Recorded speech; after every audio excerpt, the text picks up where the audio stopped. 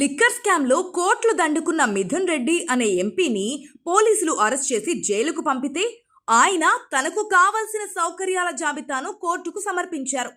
Court ఆ సౌకర్యాలను కల్పించే విషయంలో అభ్యంతరాలు నేరుగా కోర్టుకు వచ్చి చెప్పాలని జైలు అధికారులకు నోటీసులు ఇచ్చింది.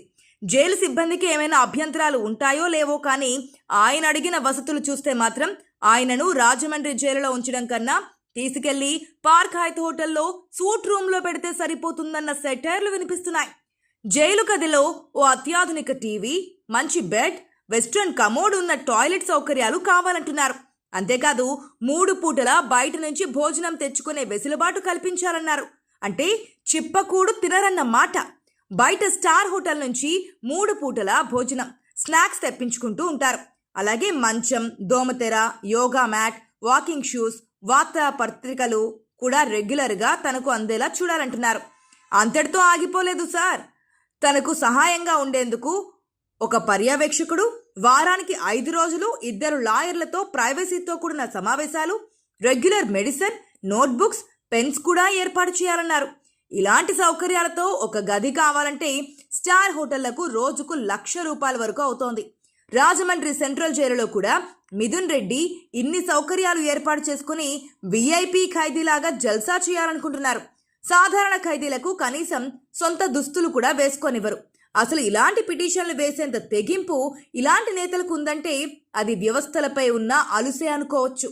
ఇక లిక్కర్ స్కామ్ కేసులో అరెస్టు అయిన వైసీపీ ఎంపీ మిథున్ రెడ్డికి రిమాండ్ ఖైదీ నెంబర్ 4196 కేటాయించారు. ఈ కేసులో ఆగస్టు 1 వరకు రిమాండ్ విధించింది విజయవాడ ఏసీబీ కోర్టు. దీంతో ఆయన్ను రాజమండ్రి కేంద్ర కారాగారంలో ఉంచారు అధికారులు. దీంతో ఆయన జైల్లో ప్రత్యేక వసతులు కల్పించాలంటూ విజయవాడ ఏసీబీ కోర్టులో 2 వేర్వేరు పిటిషన్లు దాఖలు చేశారు. అల్పాహారం సహా 3 పూటల ఇంటి భోజనం, కిన్లే వాటర్ బాటిల్స్, కొత్త పరుపుతో కూడిన మంచం, కొత్త దిండ్లు, వెస్ట్రన్ కమోడ్ కలిగిన ప్రత్యేక గది కోరారు.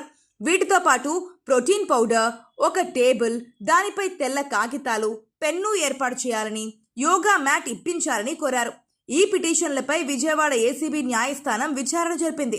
రాజమండ్రి సెంట్రల్ జైలులో సౌకర్యాలను కల్పించడానికి అవినీతి నిరోధక విభాగం ప్రత్యేక న్యాయస్థానం అంగీకరించింది. జైల్లో టీవీ, మంచం, వెస్ట్రన్ కమోడ్, 3 పూటల బయట నుంచి భోజనం, దోమతెర, yoga mat, walking shoes, news papers, ఒక పర్యవేక్షకుడు, వారానికి 5 రోజుల పాటు 2 లాయర్లతో ప్రైవసీతో కూడిన సమావేశాలు నిర్వహించడానికి అనుమతి కూడా ఇచ్చింది. అలాగే రెగ్యులర్ మెడిసిన్, నోట్బుక్స్, పెన్స్ వంటి సదుపాయాలను కల్పించడానికి న్యాయస్థానం అంగీకరించింది. మిథున్ రెడ్డికి తగిన సౌకర్యాలు కల్పించాలని ఆదేశించింది.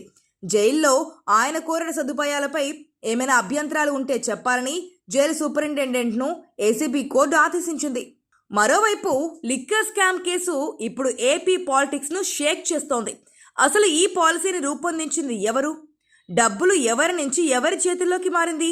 అంతిమ లబ్ధిదారులు ఎవరు అనే దానిపై ఇప్పటికే సిట్ ఛార్జ్షీట్ దాఖలు చేసింది. ఇందులో దిమ్మ తిరిగే విషయాలు ఉన్నాయి. ఎందుకు ఈ మాట అంటున్నామంటే ఈ స్కామ్ మొత్తం 3,500 కోట్లకు సంబంధించింది కాగా ఇందులో వైసీపీ పెద్దల పేర్లు కూడా ఉన్నాయి. ఏకంగా మాజీ సీఎం, వైసీపీ అధినేత జగన్ పేరు కూడా వచ్చింది. ఇప్పటికే ఈ కేసులో A4గా ఉన్న YCP MP Mithun Reddy arrest అయ్యారు. మరి నెక్స్ట్ అరెస్ట్ అయ్యేది ఎవరు అనేది ఇప్పుడు అసలు క్వశ్చన్. మద్యం కుంభకోణంలో ముడుపులు ఏకంగా అప్పటి సీఎం జగన్మోహన్ రెడ్డికి చేరాయంటుంది సిట్ ఛార్జ్షీట్.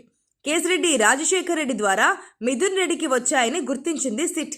2023 మేలో పలుమార్లు సీఎం ఓసీడీ కృష్ణమోహన్ రెడ్డి, చెవిరెడ్డి భాస్కర్ రెడ్డి, ధనుంజయ రెడ్డితో మిథున్ రెడ్డి మాట్లాడారని కూడా తమ విచారణలో గుర్తించింది సిట్ బృందం.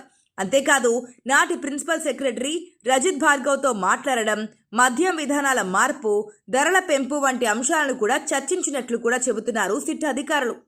యుఎస్తో పాటు అరబ్ ఎమిరేట్స్లో పలు షెల్ కంపెనీలను గుర్తించి అందులోకి పెట్టుబడులు పంపారని, అయితే ఈ దేశాలకు నిధుల బదిలీ చేసేందుకు అధికారిక బ్యాంక్ ఛానల్ లేవని వివరించింది రిమాండ్ రిపోర్ట్.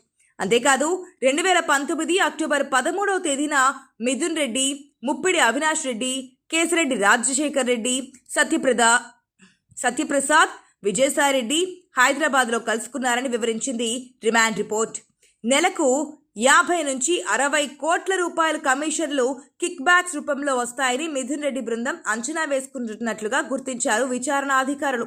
సో మొత్తంగా చూస్తే మిథున్ రెడ్డి, విజయసాయి రెడ్డిలు ఈ వ్యవహారంలో కీలకంగా వ్యవహరించినట్లు గుర్తించారు. జగన్ పేరు కూడా ఈ కేసులో ప్రముఖంగా వినిపిస్తోంది. మిథున్ రెడ్డి అరెస్ట్ అయ్యాడు. మరి నెక్స్ట్ అరెస్ట్ అయ్యేది విజయసాయి రెడ్డేనా అనేది ఇప్పుడు ఇంట్రెస్టింగ్గా మారింది. ఎందుకంటే ఈ కేసులో A1 నుంచి A4 వరకు అరెస్ట్ అయ్యారు.